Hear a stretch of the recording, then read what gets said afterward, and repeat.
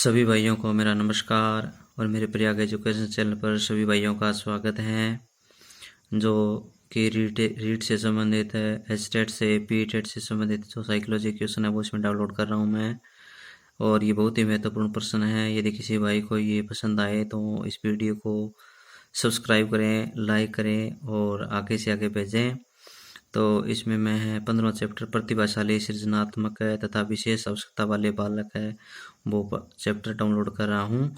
तो इसका पहला क्वेश्चन है कि प्रतिभाशाली बच्चे कौन से हैं। नंबर 2 पे हैं, मानव के लिए महत्वपूर्ण किसी भी क्षेत्र में असंभावत अच्छा निष्पादन करते हैं। उसके बाद में दूसरा है, एक बच्चा जो डैश से ग्रस्त है वह सा और बोझ और न्यूक्लियर और अनक्लियर में क्या है अंतर नहीं कर सकता है। तो वह किस श्रेणी में आता है, तो वो है डिसलेक्सिया। किस बीमारी से ग्रसित है, वो डिसलेक्सिया से संबंधित है। उसके बाद में है तीसरा, प्रतिभाशाली बच्चों के संदर्भ में संवर्धन का अर्थ है। संवर्धन का अर्थ क्या है, उसमें है ऐसे विद्यार्थियों को वर्तमान स्तर ग्रेड को छोड़कर अगले क्या है उच्च स्तर ग्रेड में पदोन्नति करना उसको। उसके बाद में अगला क्वेश्चन है चौथा, कि प्रतिभाशाली विद्यार्थी कौन से होते हैं, वे अपने निर्णयों में आत्मनिर्भर होते हैं। पांचवा है कि शारीरिक रूप से अक्षम बच्चों को सामान्य रूप से होता है, यानी शारीरिक रूप से जो अक्षम बच्चों को सामान्यता डैश होता है, तो क्या होता है वो डिस्ग्राफिया, यानी वो किससे क्षतिग्रस्त होते हैं, डिस्ग्राफिया से। उसके बाद में है छठा, प्रतिभाशाली विद्यार्थियों के लिए निम्नलिखित में से कौन सी गतिविधि सर्वाधिक उपयुक्त है। तो कौन सी है वो क्या है कि दूसरा आंसर, दी गई संकल्पनाओं के आधार पर मौलिक नाटक लिखना। उसके बाद अगला है 7वां क्वेश्चन, जब एक निरोगी बच्चा पहली बार विद्यालय आता है तो शिक्षक को क्या करना चाहिए उसके साथ। तो उसके क्या है, बच्चे की निरोग्यता के अनुसार उसे विशेष विद्यालय में भेजने का प्रस्ताव देना चाहिए।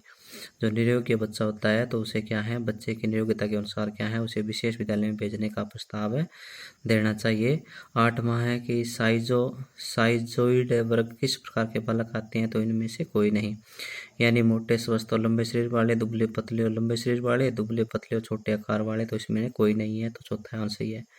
इसलेक्सिया है, तो इसलेक्सिया क्या है, तो पढ़ने की अक्षमता होती है, जिसमें पढ़ने की अक्षमता होती है वो इसलेक्सिया से क्षतिग्रस्त होते हैं। उसके अगला क्वेश्चन है 10वां क्वेश्चन है कि डैश प्रतिभाशाली होने का संकेत नहीं है। तो क्या है, तो वो दूसरों के साथ क्या है, झगड़ना है, प्रतिभाशाली होने का संकेत नहीं है। उसके बाद है डिसलेक्सिया किससे संबंधित है, डिसलेक्सिया पठन विकार से संबंधित है, डिसलेक्सिया पठन विकार से संबंधित है। उसके बाद में अगला क्वेश्चन है, विशेष आवश्यकता वाले बालकों को शिक्षा उपलब्ध करवाई जानी चाहिए। तो पहला यह है, अन्य सामान्य बालकों के साथ, जो विशेष बालक होते हैं उनको सामान्य बालकों के साथ क्या है, शिक्षा उपलब्ध करवाई जानी चाहिए। 13वां है, आप देखते हो कि एक विद्यार्थी बुद्धिमान है, तो आप क्या है, नंबर तीसरा आंसर है, वह जैसे अधिक प्रगति कर सके उस तरह उसे अनुप्रेरित करेंगे, और तीसरा आंसर सही है। उसके बाद में 14 है कि समस्या के अर्थ को जानने की योग्यता वातावरण के दोषों, कमियों एवं क्या है रिक्तियों के प्रति सजगता विशेषता है। तो क्या है, सृजनशील बालकों की, क्या है, सृजनशील बालकों की। तो ये तीसरा आंसर सही है। 15वां है कि विशेष शिक्षा संबंधित है, किससे संबंधित है, वो दूसरा है, कम योग्य विद्यार्थियों के लिए शैक्षिक कार्यक्रम से। उसके बाद में अगला क्वेश्चन है 16वां, निम्नलिखित में से क्या प्रतिभाशाली बालक का गुण नहीं है। तो क्या नहीं है, सामान्य ज्ञान की श्रेष्ठता, सामान्य ज्ञान की श्रेष्ठता।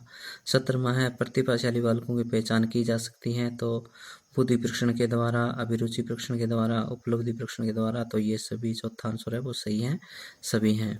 18वां है, किसी सृजनशील बालक का लक्षण है, तो क्या है वो जिज्ञासा, क्या है, जिज्ञासा। उसके बाद 19वां है कि निम्नलिखित में से कौन सा शिक्षार्थियों में सृजनात्मकता का पोषण करता है। तो प्रश्न है दूसरा, प्रत्येक शिक्षार्थी की अंतर्जात प्रतिभाओं का पोषण करने एवं प्रश्न करने से। अगला क्वेश्चन है, ब्रूनर के अनुसार सृजनात्मकता का पक्ष है, तो क्या है, उसमें है नवीनता, आश्चर्य, मौलिकता, और ये सभी, तो ये सभी हैं ब्रूनर के अनुसार सृजनात्मकता का है जो पक्ष है। 21वां है, प्रतिभाशाली बालकों की शिक्षा निम्न में से किस कारक द्वारा प्रभावित नहीं होती है। तो किसके द्वारा नहीं होती है, वो संस्कृति के द्वारा प्रभावित नहीं होती हैं। उसके बाद में 22वां है, विद्यालयों में तीव्र बुद्धि बालकों के लिए निम्न में से शैक्षिक व्यवस्था होनी चाहिए। तो कैसी होनी चाहिए? अवसर की समानता, पाठ्यक्रम में समृद्धि और अहमन्यता को रोकना। तो इसमें ये सभी हैं, चौथा आंसर है वो सही है। 23वां है कि निम्न में से क्या एक प्रतिभाशाली बालक की विशेषता है? तो तीसरा है अमूर्त चिंतन की अधिकता होना। उसके बाद में 24वां है वे बालक जो प्रत्येक क्षेत्र में औसत बालक से अधिक तीव्र, बुद्धिमान, शारीरिक स्फूर्ति वाले एवं जीवन में अधिक सफलता पाने वाले होते हैं तो क्या कहलाते हैं? वो प्रतिभाशाली बालक कहलाते हैं। दूसरा आंसर है वो सही है। उसके बाद में अगला क्वेश्चन है 25वां कि बालक की सृजनात्मक अभिव्यक्तियों के द्वारा निम्न में से क्या प्रभावी नहीं होता है? तो क्या प्रभावी नहीं होता है? वो है राजनीतिक भाषण प्रभावी नहीं होता है। उसके बाद में 26वां है निम्न में से क्या सृजनात्मकता का एक तत्व नहीं है? तो क्या नहीं है? वो प्रभावशीलता नहीं है। जो क्या है? सृजनात्मकता का क्या है? तत्व नहीं है। 27वां है जो अपनी योग्यताओं, क्षमताओं, व्यक्तित्व और व्यवहार संबंधी विशेषताओं की दृष्टि से अपनी आयु के अन्य औसत और असामान्य बालकों से भिन्न होते हैं तो वो क्या कहलाते हैं? वो विशिष्ट बालक कहलाते हैं। क्या कहलाते हैं? विशिष्ट बालक कहलाते हैं। तो 28वां है निम्न में से क्या सृजनात्मकता हेतु आवश्यक है? तो कल्पना है। चौथा आंसर है वो सही है। 29वां है कि प्रतिभाशाली बालकों की शिक्षा व्यवस्था हेतु संस्थान है तो क्या है? प्रतिभाशाली बालकों की शिक्षा व्यवस्था हेतु संस्थान कौन है? ज्ञान प्रबोधिनी। क्या है? ज्ञान प्रबोधिनी। 30वां है वे विद्यार्थी जो अपनी बुद्धि और कल्पना से नवीन वस्तु का सृजन या निर्माण करते हैं ऐसे विद्यार्थी क्या कहलाते हैं? तो ऐसे विद्यार्थी हैं सृजनात्मक विद्यार्थी कहलाते हैं। अगला क्वेश्चन है नवीन एवं अमूल्य विचारों से सृजन करने की अक्षमता क्या कहलाती है? तो सृजनात्मकता कहलाती है। 32वां क्वेश्चन है। 32वां है मौखिक रूप से सीखने की क्षमता है। मौखिक रूप से सीखने की क्षमता क्या कहलाती है? अफेजिया कहलाती है। अफेजिया, मौखिक रूप से सीखने की क्षमता अफेजिया। उसके बाद 33वां गणित संबंधी समस्या को क्या कहते हैं? वो है डिसकैलकुलिया। उसको क्या कहते हैं? डिसकैलकुलिया। उसके बाद 34वां है निम्नलिखित में से क्या प्रतिभाशाली बालकों की समस्या है? तो उसमें है पहला गिरोह में शामिल होना, अध्यापन विधियां और स्कूल विषयों और व्यवसायों के चयन की समस्या। तो उसमें तीनों ही सही है, उपरोक्त सभी हैं। 35वां है किसी बालक की बुद्धि लब्धि क्या है? 150 है तो वह बालक आता है किसमें आता है? अति प्रतिभाशाली बालक किसमें आता है? अति प्रतिभाशाली में। 36वां है प्राय मौलिकता का गुण किन बालकों में पाया जाता है? तो किन बालकों में पाया जाता है? वो है सृजनशील बालकों में। 37वां है सृजनात्मक योग्यता वाले बालकों की बुद्धि का स्वरूप होता है तो कैसा होता है? न तो निम्न होता है न ही वो प्रखर होता है। 38वां है निम्नलिखित में से कौन सा बुद्धिमान बच्चे का लक्षण नहीं है? तो कौन सा है कि लंबे निबंधों को बहुत अधिक जल्दी रट ले तो वो है बुद्धिमान बच्चे का लक्षण नहीं होता है। उसके बाद में 39वां है सृजनात्मकता के संबंध में निम्नलिखित में से कौन सा कथन सत्य है? तो उसमें है पहला सृजनात्मकता चिंतन में एक सीमा तक अभिसारी चिंतन भी होता है। उसमें सृजनात्मकता एवं लक्ष्य निर्देशित प्रक्रिया है। सृजनात्मकता में व्यक्ति कुछ नया और भिन्न चीजों की रचना करता है तो उसमें उपरोक्त सभी।